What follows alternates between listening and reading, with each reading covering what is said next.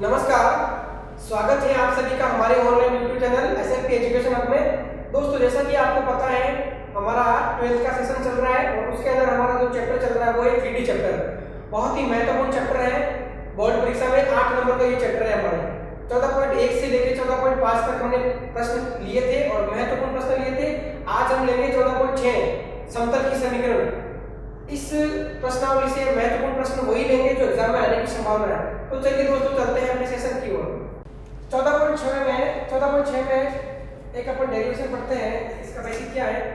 समतल का व्यापक समीकरण मुझे ज्ञात करना है। ठीक है, समतल का समीकरण मुझे ज्ञात करना है जो x1 y1 और z1 बिंदु से पास होता हो और एक सदिश के अभिलंबित होता हो। ठीक है, मैंने मान लिया कि ये मेरा प्लेन है, वो नहीं उड़ाने वाला समतल,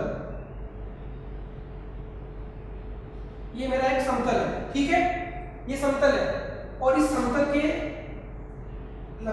अभिलंबित एक मेरा एक सदिश है, ये सदिश। ठीक है, ये सदिश n वेक्टर जो क्या है aik plus bjk plus ckk। ठीक है, ये समतल है और इस समतल के लंबवत अभिलंबित एक मेरा सदिश है।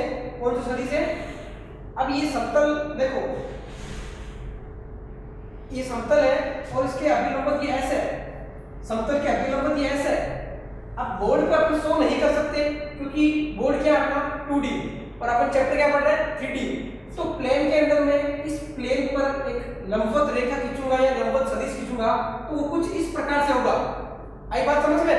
कुछ इस प्रकार से, जैसे मान लो ये मेरा समतल है, ये समतल है और समतल पर ये अभिलंबित कुछ इस प्रकार से होगा।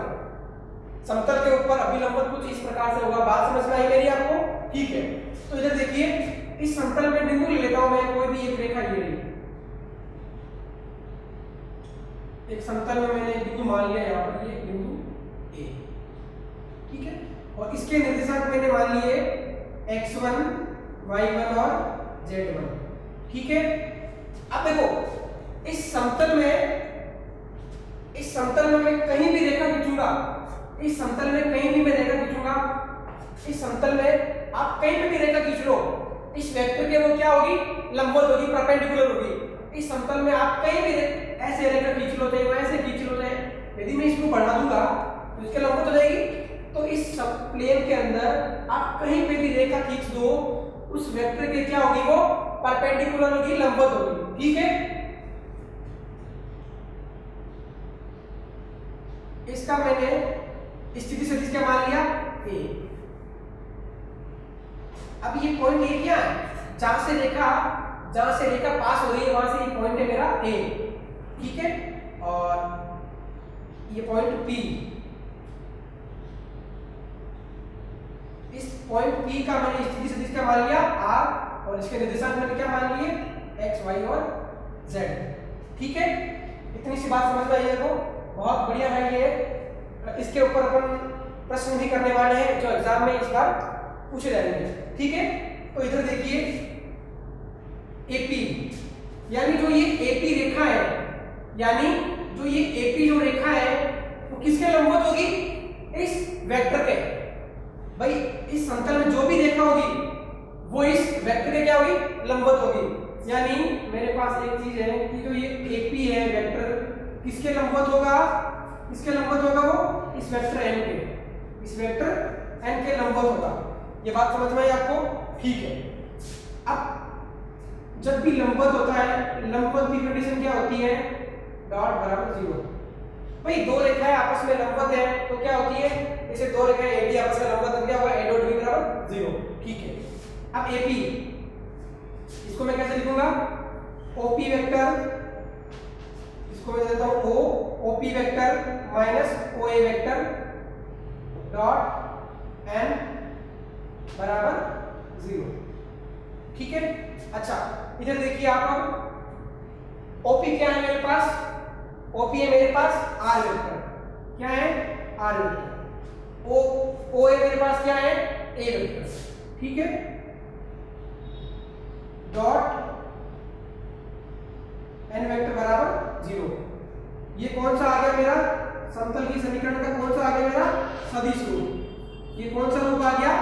सदिश रूप। कौन सा आ गया? सदिश रूप। एक चीज देखिए इधर, आर वेक्टर क्या होगा भाई? ये आर वेक्टर कहां जा रहा है? बिंदु P पर, और P के कोऑर्डिनेट क्या है? x y और z। x y z के साथ i कैप j कैप और k कैप लगा दीजिए आप, तो अपने आर वेक्टर आ जाएगा x i cap plus y j cap plus z k cap. अच्छा, उसी तरह ये a वेक्टर क्या हो जाएगा अपने? x1 i cap plus y1 j cap plus z1 k cap. ये r आ गया और ये a आ गया। ये तो सदिश रूप है। अब मुझे कौन सा ज्ञात करना है? कार्तीय रूप। कौन सा ज्ञात करना है? कार्तीय रूप। अच्छा, एक चीज देखिए आप, ये इक्वेशन में वापस लिखता हूं, r vector minus a vector dot n vector बराबर 0। ठीक है, अब इधर देखिए, r वेक्टर का मान क्या है? x i cap plus y j cap plus z k cap. a का क्या है? x1 i cap y1 j cap और z1 k कैप। और वेक्टर n क्या है मेरे पास? a i cap plus b j cap plus c k cap. ठीक है, तो इधर देखिए आप, r को मैं जब a में से माइनस करूंगा तो क्या आएगा?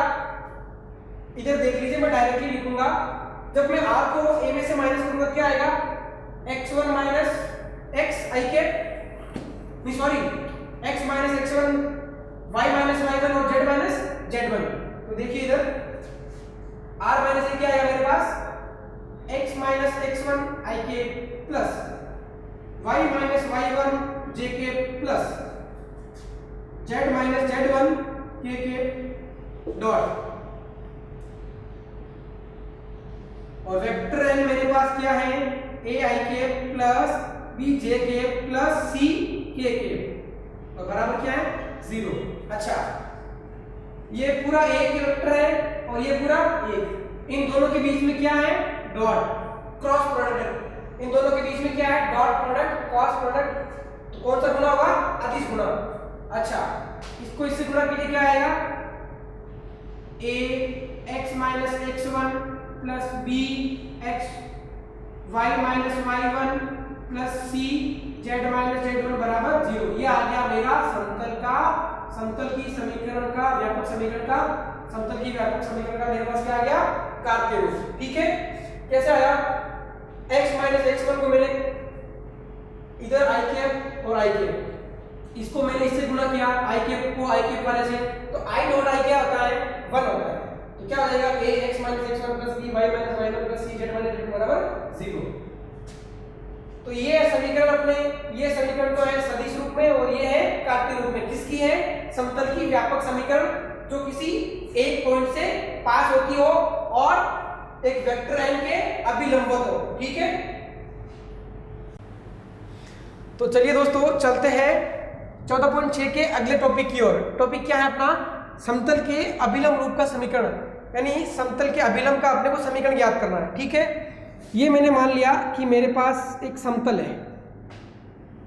ठीक है, ये समतल, और इस समतल का मैंने एक अभिलंब मान लिया, ये अभिलंब है। ठीक है, और जो क्या है? समतल के 90 डिग्री। ये समतल है, इस समतल पर अभिलंब कैसे होगा? कुछ इस प्रकार होगा। तो इस समतल पर क्या होगा? वो परपेंडिकुलर होगा, लंबवत होगा। ठीक है, हाँ, और ये मूल बिंदु है O। इस मूल बिंदु के निर्देशांक होते हैं 0,0,0। यहां से मैंने डिस्टेंस क्या मान ली? d। ये पॉइंट A मैंने मान लिया, पॉइंट O से पॉइंट A तक मैंने क्या मान लिया? d distance. अब ये d क्या है? मूल बिंदु से लंबवत दूरी। ये d क्या है? ये d है अपने मूल बिंदु से लंबवत दूरी, मूल बिंदु से लंबवत दूरी, लंबवत दूरी। और एक चीज मैंने और मान ली इसमें, किसी भी समतल में जो अभिलंब होगा उसका इकाई सदिश जरूर होगा। किसी भी समतल में जो अभिलंब होगा उसका इकाई सदिश जरूर होगा, और वो इकाई सदिश मैंने क्या मान लिया? n cap. n कैप यहाँ पर क्या है? लंबवत इकाई सदिश। क्या है? लंबवत इकाई सदिश, लंबवत इकाई सदिश। ठीक है, अब देखिए, इस प्लेन पर मैंने एक पॉइंट मान लिया P, और यह मैंने मिला दिया, तो ये इस प्लेन पर एक रेखा क्या हो गई? AP। इस प्लेन पर एक रेखा मान ली मैंने AP, जो किसके लंबवत होगी, इस अभिलंब के, ठीक है। और इस P के मैंने निर्देशांक मान लिए x, y और z, और इस P का मैंने मूल बिंदु से स्थिति सदिश क्या मान लिया, मैंने r मान लिया। इस P का मैंने मूल बिंदु से स्थिति सदिश क्या मान लिया, r वेक्टर, ठीक है। अब यहाँ r वेक्टर क्या होगा, r वेक्टर कहाँ मिल रहा है, पॉइंट P पर, और P के निर्देशांक क्या है, x, y, z, तो x i cap, y j cap और z k कैप, ठीक है। ये चीज हो गई। अब देखिए एक चीज, जो रेखा AP होगी, रेखा AP जो होगी वो किसके लंबवत होगी, वो लंबवत होगी OA के, किसके लंबवत होगी, वेक्टर OA के। जो AP वेक्टर होगा वो किसके लंबवत होगा, OA वेक्टर के। देख लो ना, समतल में कोई भी रेखा खींचो जो इसके लंबवत होगी, ठीक है। अब लंबवत की कंडीशन क्या होती है, लंबवत की कंडीशन होती है AP vector dot OA vector बराबर 0, ठीक है। ये कंडीशन होती है लंबवत की। अब इधर देखिए, AP को मैं क्या लिखूंगा, AP को मैं लिखूंगा OP vector minus OA vector, और ये OA मेरे पास क्या है, OA वेक्टर मेरे पास क्या है, OA वेक्टर क्या है मेरे पास, DN कैप। OA वेक्टर मेरे पास क्या है, OA वेक्टर मेरे पास क्या है यहाँ पर, DN कैप, ठीक है। ये चीज़ आपको ध्यान में रखनी है, ठीक है। और यहाँ पर रख दीजिए DN कैप बराबर 0। अच्छा, OP यहाँ पर क्या है मेरे पास, OP मेरे पास क्या है, OP मेरे पास R वेक्टर, और OA मेरे पास क्या है, OA मेरे पास है DN कैप, और इधर मेरे पास ये n कैप, इसको n कैप ही रखो आप, बराबर 0। मल्टीप्लाई करो क्या आ जाएगा, R vector dot n cap minus, जब इसको इससे मैं मल्टीप्लाई करूंगा तो क्या आएगा, n कैप, ये तो n कैप क्या है, इकाई सदिश है, और इकाई सदिश का इकाई सदिश गुणा क्या होता है, 1, तो d बराबर 0। तो R vector dot n cap बराबर क्या आ गया, d। ये समतल के अभिलंब का समीकरण आ गया, किस रूप में आ गया, समतल के अभिलंब का समीकरण किस रूप में आ गया मेरे, ये आ गया मेरे सदिश रूप में। किस में आ गया, सदिश रूप में। भाई जो AP वेक्टर है वो किसके लंबवत है, OA के, ठीक है। तो लंबवत की कंडीशन क्या होती है, AP डॉट OA बराबर 0। AP क्या है मेरे पास, इस AP को मैं क्या लिखूंगा, OP माइनस OA वेक्टर, ठीक है। और OA मेरे पास क्या है, OA मेरे पास है DN कैप, और यहाँ पर OA के लिए ओनली फॉर आप n कैप ले लीजिए, क्योंकि D हमने पहले यहाँ पर अंदर ले लिया है, ठीक है। इसलिए यहाँ पर ओनली फॉर आप n कैप ले लीजिए। अब अपन ज्ञात करेंगे इसका कार्तीय रूप, क्या ज्ञात करेंगे अपन, कार्तीय रूप। तो इधर देखिए, ये तो आ गया अपना सदिश रूप। सदिश रूप को मैं लिखता हूं एक बार वापस, R वेक्टर n कैप बराबर D, ये है सदिश रूप, ठीक है। अब इसके अंदर देखिए, R वेक्टर मेरे पास क्या है, x i cap plus y j cap plus z k cap, और n कैप मेरे पास क्या होता है, l i cap plus m j cap plus n k cap. n cap मेरे पास क्या होता है, l i cap plus m j cap plus n k cap. इन दोनों की वैल्यू किस में पुट कर दो आप, इसमें पुट कर दो, करो x i cap plus y j cap plus z k cap. n cap की वैल्यू पुट कर दो, l i cap plus m j cap plus n k cap बराबर d। कौन सा गुणा हो रहा है, अदिश गुणा। तो क्या आ जाएगा यहां से, lx plus my plus nz बराबर क्या आ जाएगा, d। ये आ गई अपने, ये क्या आ गया, समतल के अभिलंब रूप का समीकरण। कौन से रूप में आ गया, कार्तीय रूप में।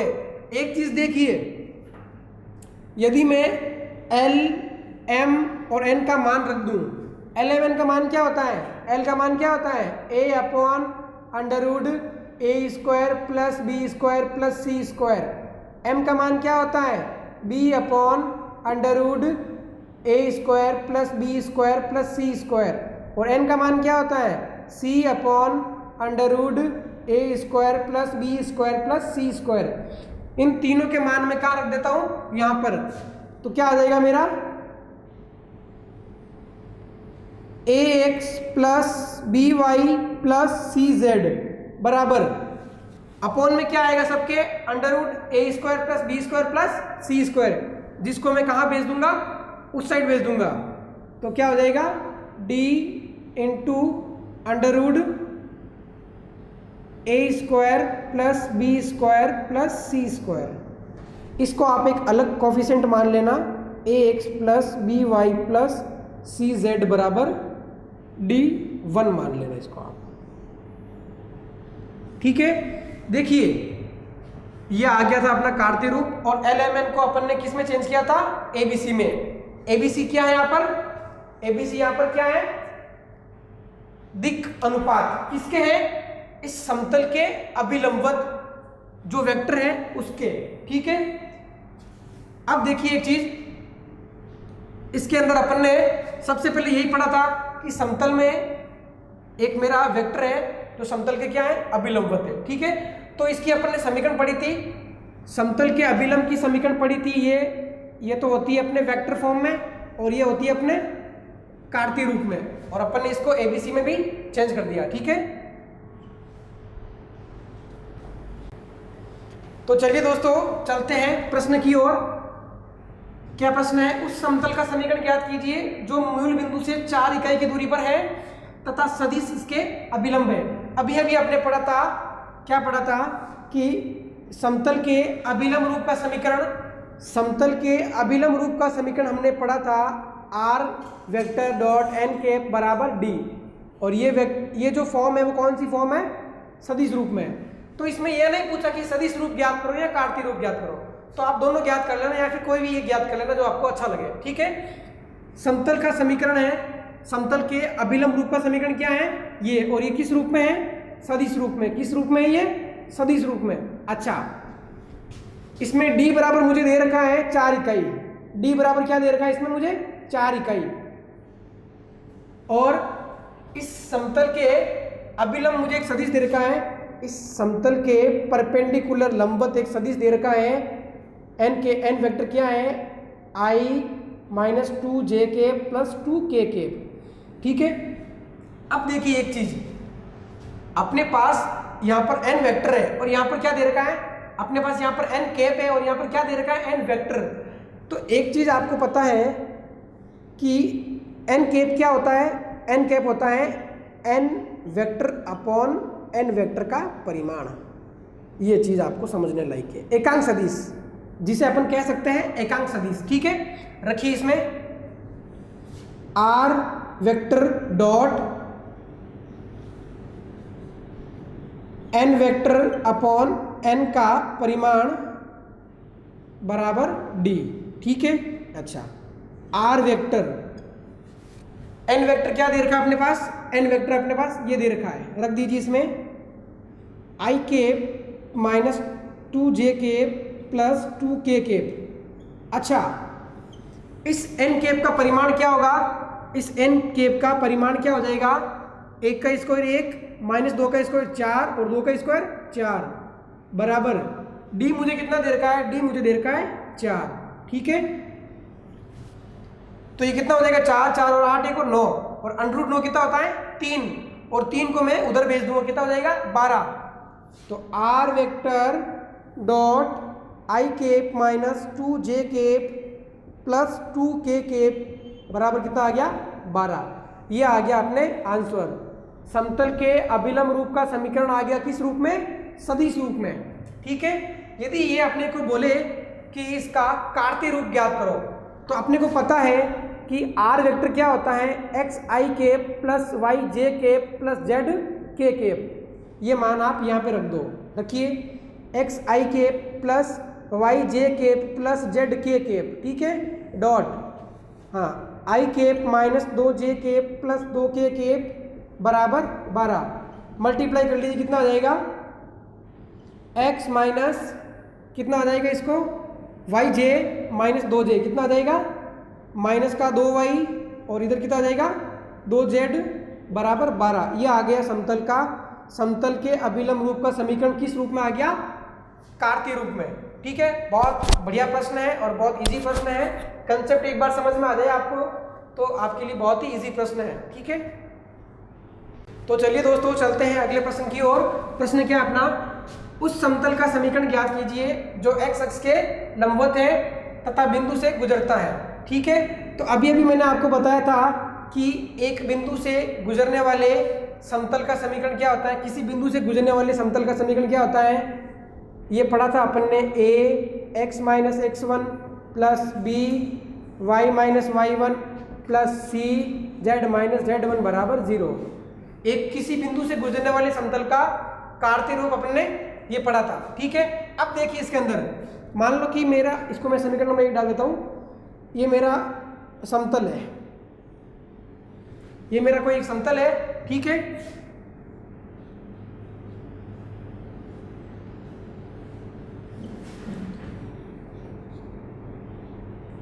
ये x, ये y और ये z है। ठीक है, इस समतल के लिए जो ये x अक्ष है वो किसकी तरह काम करेगा? अभिलंब की तरह काम करेगा। इस समतल के लिए x अक्ष किसकी तरह काम करेगा? अभिलंब की तरफ काम करेगा। तो इधर देखिए अपन इसके पहले क्या निकाल लेते हैं? डायरेक्शन कोसाइन निकाल लेते हैं। क्या निकाल लेते हैं? इनके डायरेक्शन कोसाइन दिक् कोजन निकाल लेते हैं। x अक्ष के लिए, x अक्ष के लिए क्या होता है? L, M और N। L, M और N होता है। L बराबर क्या होता है? Cos alpha. M बराबर क्या होता है? Cos beta. और N बराबर क्या होता है? Cos gamma. ठीक है, अब देखिए इधर ये इस x का, x अक्ष के साथ कोण क्या होता है? 0। तो कोस 0 क्या होता है? 1। और x का y के साथ 90 डिग्री मतलब 0, x का z के साथ 90 डिग्री मतलब 0, यानी 1, 0, 0, 1, 0, 0। हमने ये क्या निकाल लिया? दिक् कोज्याय। क्या निकाल ली मैंने? ये दिक् कोज्याय। क्या निकाल ली? दिक् कोज्याय। लेकिन मुझे दिक् कोज्याय नहीं चाहिए, मुझे क्या चाहिए? दिक् अनुपात। क्योंकि यहाँ पर a, b और c यहाँ पर क्या? दिक् अनुपात। मैंने आपको एक चीज पढ़ाई थी कि दिक् अनुपात जो होते हैं वो दिक् कोज्याओं के समानुपाती होते हैं। जो दिक् अनुपात होते हैं वो दिक् कोज्याओं के समानुपाती होते हैं। यानी जो दिक् कोज्या है वो क्या हो जाएगा? अपने दिक् अनुपात। यानी अपने a, b और c का मान क्या आ जाएगा? 1, 0 और 0। तो ये चीज समझ में आई आपको कि a, b और c के मान मैंने कैसे निकाले? ये निकाल लिए। अच्छा, अब x1, y1 और z1 क्या है? x1, y1 और z1 क्या है? जिस बिंदु से रेखा गुजर रही है या समतल गुजर रहा है उसके कोऑर्डिनेट निर्देशांक। किस बिंदु से गुजर रहा है वो? 2, -1 और 3। ठीक है, तो यहाँ पर x1 क्या हो जाएगा? 2, y1 क्या हो जाएगा? -1 और z1 क्या हो जाएगा? 3। तो x1, y1, z1 और abc का मान कहाँ रख दो आप? समीकरण नंबर 1 में रखिए। a का मान क्या है? 0। x माइनस x1 कितना है? 2। नहीं, a का मान कितना है? 1। x माइनस x1 कितना है? 2 प्लस b का मान कितना है? 0। y माइनस y1 कितना है? Minus minus plus 1। c कितना है? 0। z माइनस z1 कितना है? 3 बराबर 0। तो यहाँ पर ये भी 0 हो जाएगा, ये भी 0 हो जाएगा। तो क्या आएगा? x माइनस 2 बराबर 0। तो ये आ गई अपने उस समतल की समीकरण आ गई जो किस बिंदु से गुजरती है? 2, -1, 3। ये अपना आंसर हो गया। तो दोस्तों आज के सेशन में हमने प्रश्नावली 14.6 में इसका डेरिवेशन पढ़ा था कि इस समतल की समीकरण का सदिश रूप क्या होता है और कार्तीय रूप क्या होता है। दोस्तों यदि वीडियो आपको पसंद आया है तो अपने दोस्तों के साथ इसे ज़्यादा से ज़्यादा शेयर कीजिए और लाइक करना नहीं भूलें और हमारे चैनल को सब्सक्राइब करना ना भूलें और नोटिफिकेशन बेल को दबा दीजिए ताकि जब भी हमारा नेक्स्ट वीडियो आए आपको उसका नोटिफिकेशन सबसे पहले प्राप्त हो जाए। धन्यवाद।